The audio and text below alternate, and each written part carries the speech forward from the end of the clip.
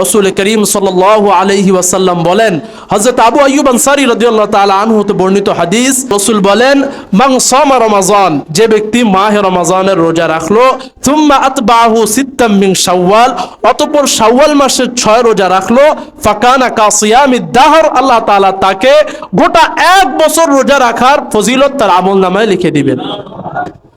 পুরো বছরের 365 দিনের 5 দিন রোজা রাখা হারাম। কয় দিন? 5 দিন। মনে রাখবেন সবসময় কথা, 5 দিন রোজা রাখা হারাম। ঈদুল ফিতরের দিন, ঈদুল আজহার দিন, ঈদুল আজহার পরবর্তী 3 দিন, অর্থাৎ জিলহজ মাসের 11, 12, 13, এই 5 দিন রোজা রাখা হারাম। তাহলে 5 দিন মাইনাস করলে থাকে 360 দিন।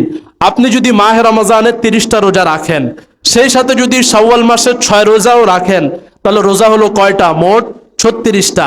আল্লাহ তাআলা কোরআনুল কারীমে জায়গায় জায়গায় এই কথা বলেছেন, আমার কোনো বান্দা যদি একটা নেক আমল করে, সেই নেক আমলের বিনিময়ে আমি আল্লাহ তাআলা তাকে কমসে কম হলেও 10টা নেক আমলের সওয়াব দান করি। সুবহানাল্লাহ বলেন। এখন 36কে যদি আপনি 10 দিয়ে গুণ দেন, বের হয়ে যাবে 360। এখানে একটি সুন্দর গাণিতিক হিসাব রয়েছে, কিভাবে আল্লাহ তাআলা 1 বছরের সওয়াব আপনার আমল নামায় দিবেন। শাওয়াল মাসের বড় একটি আমল হলো শাওয়াল মাসের 6 রোজা রাখা।